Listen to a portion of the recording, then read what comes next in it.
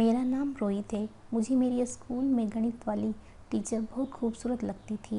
उनके सामने मेरी क्लास की लड़कियां भी फीकी पड़ जाती थी। जब वो क्लास में आती थी तो मेरा ध्यान बस उनकी तरफ ही रहा करता था। एक दिन जब वो क्लास में कुछ पढ़ा रही थी तो मेरा ध्यान सिर्फ उनमें ही था और अचानक से उनकी नज़र मेरी तरफ पड़ी तो वो भी मुझे देखकर अजीब तरीके से देखने लगी। फिर थोड़ी देर कुछ सोचने के बाद वो मुझे अपने साथ स्टाफ रूम में लेकर गई और 2 घंटे मेरे साथ। नमस्ते दोस्तों, मेरा नाम रोहित है। ये बात तब की है जब मैं क्लास 12th में पढ़ रहा था। उस टाइम में मेरे बहुत से दोस्त थे जिनकी गर्लफ्रेंड थी, पर मैं सिर्फ पढ़ाई पर ध्यान देता था। मेरे दोस्त बोलते थे कि अरे रोहित, तूने अभी तक कोई गर्लफ्रेंड नहीं बनाई, किसी काम का नहीं है तू। मैं फिर भी उनकी बातों पर ध्यान नहीं देता था क्योंकि अभी तक मुझे मेरी तरह की लड़कियां नहीं मिली थी जिसे मैं अपनी गर्लफ्रेंड बनाऊं। लेकिन जब से गणित वाली मैम मेरे स्कूल में आई है, मैं क्या सब लोग उन्हें ही देखते रहते हैं और तब से मेरा ध्यान भी सिर्फ उनमें रहता था। वो दिखने में बहुत ही खूबसूरत और गोरी थी, उनके बाल कमर तक और उनकी आंखें बहुत ही सुंदर थी। सच पूछो तो मैं स्कूल सिर्फ उनको देखने ही जाता था। सब लोग उन्हें देखते ही रहते थे, यहाँ तक कि हमारी क्लास की लड़कियाँ भी उनकी बहुत तारीफ़ करती रहती थी। मैं सोचता था कि काश मैम से मेरी कभी बात हो जाती तो मैं बहुत खुश हो जाता।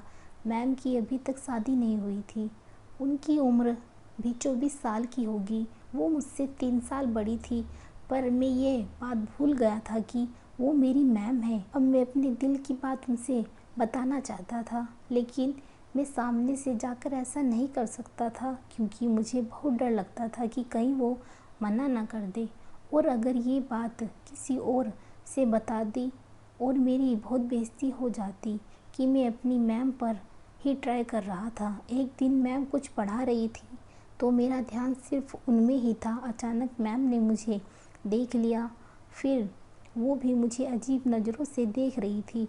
मुझे समझ में नहीं आया कि वो क्या करेगी। फिर धीरे धीरे वो मेरे पास आई और मुझे बोली कि लंच के बाद तुम स्टाफ रूम में आ जाना। मैं बहुत घबराया हुआ था कि आखिर क्या बात है। फिर जब मैं जैसे ही लंच हुआ, मैं तुरंत डरता और घबराता हुआ स्टाफ रूम में गया। मैंने देखा कि मैम वहाँ पर अकेली थी। उन्होंने मुझे कहा, जाओ जाकर दरवाज़ा बंद करो। मैं दरवाज़ा बंद करने जा रहा था, लेकिन मैंने कहा, वो मैम दरवाज़ा क्यों क्यों बंद करना है? मैम ने कहा, देखो जितना बोली हूँ उतना करो, फिर मैं बताती हूँ तुम्हें। मैंने दरवाज़ा बंद किया। फिर उन्होंने 2 घंटे बाद मेरे साथ बैठकर बातचीत की। उन्होंने मेरे घर वालों के बारे में पूछा। मैं डर गया था कि कहीं वो मेरे घर पर कोई शिकायत तो नहीं करेगी ना। तो उन्होंने कसम खाई कि नहीं, मैं तुम्हारे घर वालों को कुछ नहीं कहूँगी, बस तुम अपने घर वालों के बारे में मुझे बताओ कि तुम्हारे घर वाले क्या करते हैं। मैंने बताया कि मेरे पापा एक पोस्टमैन हैं और मेरी माँ घर पर ही रहती है। मैं उनका इकलौता लड़का हूँ। तभी मैम बोली कि तुम्हें पता है, मेरे घर में हम 3 बहनें हैं। मेरे पापा मज़दूरी करते हैं और मेरी माँ घर पर रहकर सिलाई का काम करती है। फिर उन्होंने बताया कि उनके ऊपर कितनी जिम्मेदारी है, जो वो यहाँ पर स्कूल में पढ़ती भी है और अभी अपनी आगे की पढ़ाई भी करती है। उन्होंने अपने दर्द से इस कदर मुझे रूबरू कराया कि मुझे मेरी जिम्मेदारी का एहसास हो गया। फिर मैम ने मुझसे कहा, बेटा ये सब करने के लिए पूरी उम्र पड़ी है, अभी अपने लिए ना सही पर अपने घर वालों के लिए कुछ करके दिखाओ जिससे उन्हें तुम पर गर्व महसूस हो। मुझे मेरी गलतियों का एहसास हो गया और मैंने मैम से माफ़ी मांगी।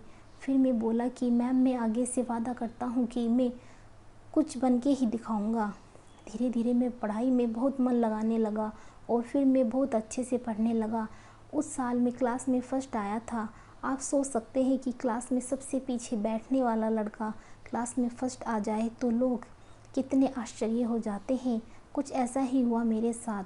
जब मैं अपनी पूरी पढ़ाई ख़त्म की, उसके बाद मैं एक सरकारी नौकरी की और जब मेरी एक अच्छे से बैंक में एक पद पर तैनात हुआ। दोस्तों, वो कहते हैं ना कि हर कामयाब इंसान के पीछे एक औरत का हाथ होता है, लेकिन वो तो एक जरिया है। वो औरत हमारी माँ भी हो सकती है, हमारी पत्नी भी हो सकती है, या फिर हमारी बहन भी हो सकती है, या फिर हमारी गुरु, हमारी मैम भी हो सकती है।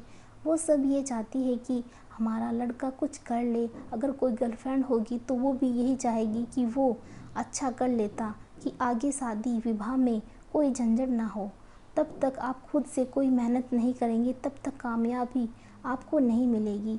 तो दोस्तों, अपनी सोच अपनी कामयाबी के पीछे लगा दो। तो दोस्तों, कैसी लगी आपको ये छोटी सी प्यारी सी कहानी? पसंद आई हो तो वीडियो को लाइक, शेयर और सब्सक्राइब ज़रूर करिए। मिलते हैं एक नई कहानी को लेकर। तब तक के लिए आप सबका धन्यवाद दोस्तों।